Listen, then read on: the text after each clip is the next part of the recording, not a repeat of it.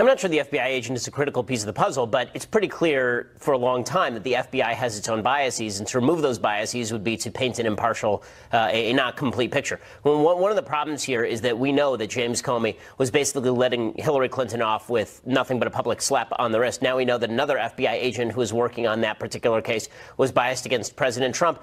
One of the things I haven't found out from the story, maybe you can tell me, I just don't know, is how we knew that this agent was doing this. If we found it out from Mueller's investigation, then Mueller fired him, then that obviously reflects better on Mueller than if this were an outside force that had found out that this FBI agent was biased against President Trump, and then Mueller had to fire him for no other reason.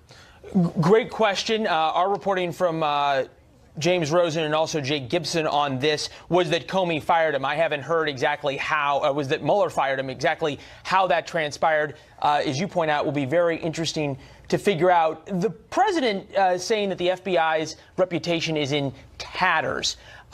If everything is political and nothing is sacrosanct anymore, does that become a larger problem for the Republic? Well, it's certainly a problem when we have no trust in any of our institutions. I mean, the president is at war with the FBI. The FBI is at war with the president. The president's at war with parts of the DOJ. Right now, it seems like no one trusts any member of any institution. And that means that you're just going to side with the people that you feel best about, the people who you agree with most on policy. There's a poll out today from Alabama showing that a vast majority of members of the Alabama voting public feel that Roy Moore is innocent, not because they actually have verified the facts, but because they don't trust the media. That demonstrates the level of antipathy toward the media, a level of antipathy which I don't think is completely unwarranted. So, yes, as the institutions are torn apart, it's going to be very difficult to put the country back together. We're not operating off the same basis of common facts. Speaking of institutions, you can also include in those institutions American tradition. One tradition is that former presidents do not speak ill of the current president, especially overseas. Take a listen to President Obama, see if you think he violated that. Now, I grant you that at the moment we have a temporary absence of American leadership on the issue. President Obama there talking about American leadership on climate change, but still, what a break.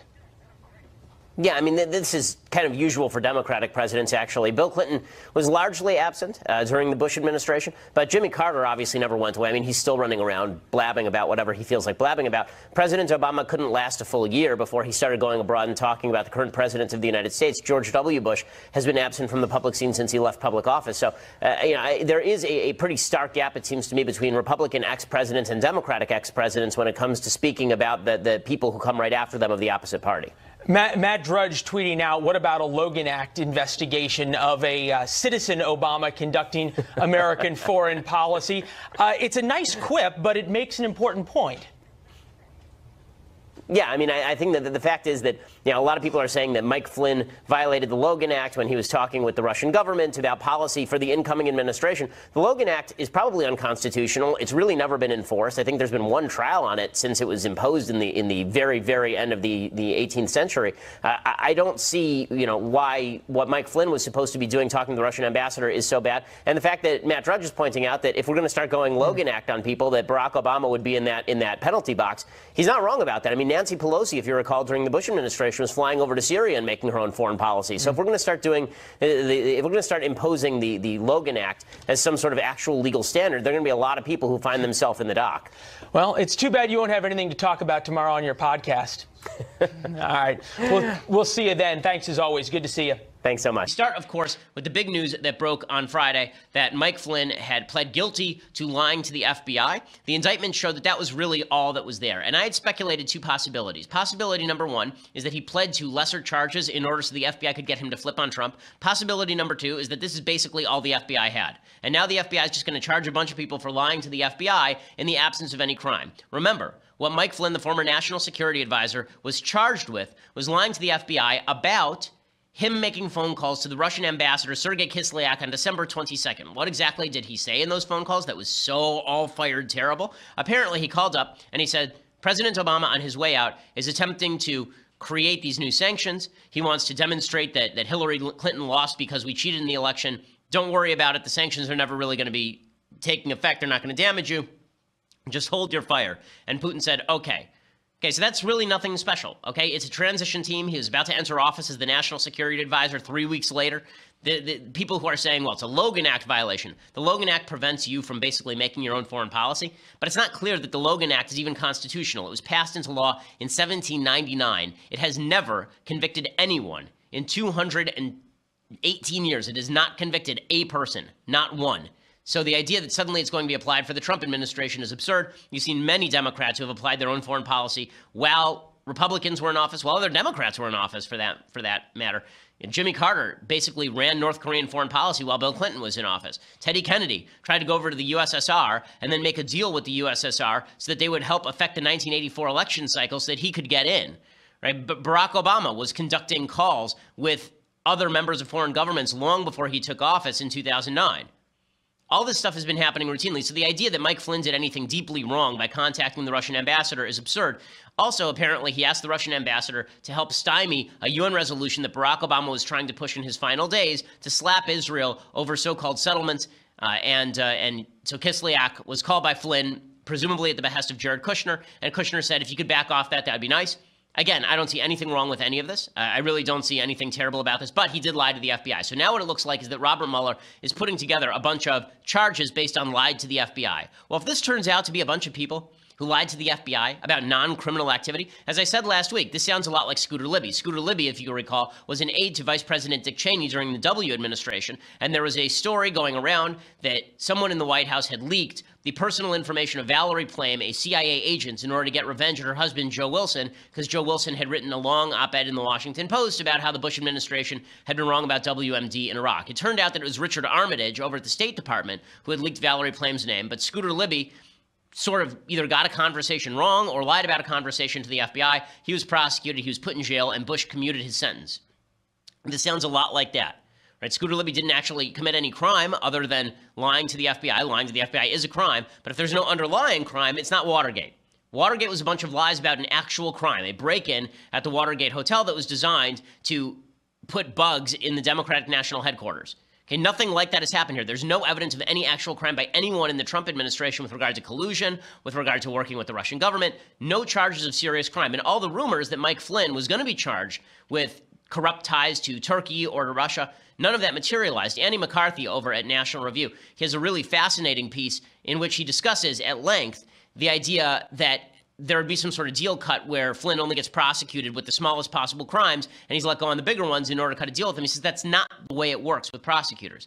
Andy McCarthy, former federal prosecutor, he says what you do is you actually prosecute the biggest crimes and then you say in the plea agreement that he's going to get off on lesser years for bigger crimes unless he works with us. Because the problem is once you file charges, the charges are filed. Right? So if all they're filing charges on are the lesser charges, that's not much of a threat to Mike Flynn. So all this talk about how inevitably it must be that Mueller has something really terrible on Flynn and now Flynn is going to say something really terrible about Trump, not a lot of evidence to suggest that in any case. So President Trump responds over the weekend. It's not really bright. You know, the president of the United States really should keep his mouth shut on this stuff, or he should send out his lawyers to say something. But the president always feels the need to sound off himself, and in doing so, he gets himself in a little bit of hot water. Here is President Trump defending Mike Flynn. Well, I feel badly for General Flynn. I feel very badly. He's led a very strong life, and I feel very badly, John. I will say this. Hillary Clinton lied many times to the FBI. Nothing happened to her. Flynn lied, and they destroyed his life. I think it's a shame. Hillary Clinton, on the 4th of July weekend, went to the FBI, not under oath. It was the most incredible thing anyone's ever seen. She lied many times. Nothing happened to her. Flynn lied, and it's like they ruined his life. It's very unfair. The most incredible thing anyone has ever seen in history is what Hillary Clinton did. Hillary Clinton will always be the go-to for President Trump. But Trump is not wrong when he says that Hillary Clinton apparently lied to the FBI. I think that that's probably true. And she got away with it. Mike Flynn lied to the FBI, and now it looks like they're pillorying him. Is lying to the FBI okay? Of course not. He committed a crime. And if he committed a crime, then he should pay the price for that crime. But the idea that Michael Flynn was actually trying to cover up for something more nefarious is not true. Now, here's where Trump really gets himself in trouble, or at least we don't have the evidence of that yet. Here's where Trump really gets himself in trouble. So Trump tweets out this over the weekend. He tweets, quote, "I had to fire General Flynn because he lied to the vice president and the FBI. He has pled guilty to those lies. It is a shame because his action during the transition were lawful. There was nothing to hide." Okay, so he's basically saying, what I'm saying here is that Flynn lied to the FBI, but there was no underlying crime. The problem here is that what the president is actually saying is that he fired Flynn knowing that Flynn lied to the FBI. So this led a lot of people to suggest that this was obstruction of justice. Right? The reason that it sounds like obstruction of justice is because James Comey, if you recall, had testified that President Trump told him to let Flynn go, and then he apparently fired Flynn because he had lied to the FBI. So the implication of this tweet is that Trump knew that Flynn had lied to the FBI when he fired him, not just lied to the vice president. So if he knew that Flynn lied to the FBI, and then he went to Comey and told Comey, then the head of the FBI, to let Flynn go, a lot of people on the left claiming that this is obstruction of justice. It isn't. I'll explain why legally, but here is the flashback of James Comey. They are reporting that James Comey wrote a memo after that dinner he had with President Trump in January and said the president had asked him to shut down the investigation of Michael Flynn, his national security advisor, who, of course, was subsequently fired. That is going to fuel even more the calls for either a special prosecutor or a more intensive investigation by the House, by the Senate, and by the FBI. So obviously that's not Comey himself. That's the name of the reporter slips my mind from CNBC. But in any case, Comey did testify in open hearing that Trump had told him to let Flynn go, right? So a lot of people on the left saying, well, you know what that is? That right there, that's obstruction of justice. Well, Dianne Feinstein is saying this, right? Dianne Feinstein, the senator from California, she says this looks like obstruction of justice. As you know, I'm ranking on Judiciary, and the Judiciary Committee has an investigation going as well, and it involves obstruction of justice. And I think what we're beginning to see is the putting together of a case of obstruction of justice. I think we see this in the indictments, the 4 indictments and pleas that have just taken place, and some of the comments that are being made. I see it in the hyper-frenetic attitude of the White House, the comments every day, the continual tweets, and I see it most importantly in what happened with the firing of Director Comey. And it is my belief that that is directly because he did not agree to lift the cloud of the Russia investigation. Okay, the problem here is that there is no clear-cut obstruction of justice. Even if he fired Comey, let's say worst-case scenario, he fired Comey because he wanted Comey to stop investigating Flynn. There's no clear-cut investigation, obstruction of justice, because the president does have the power.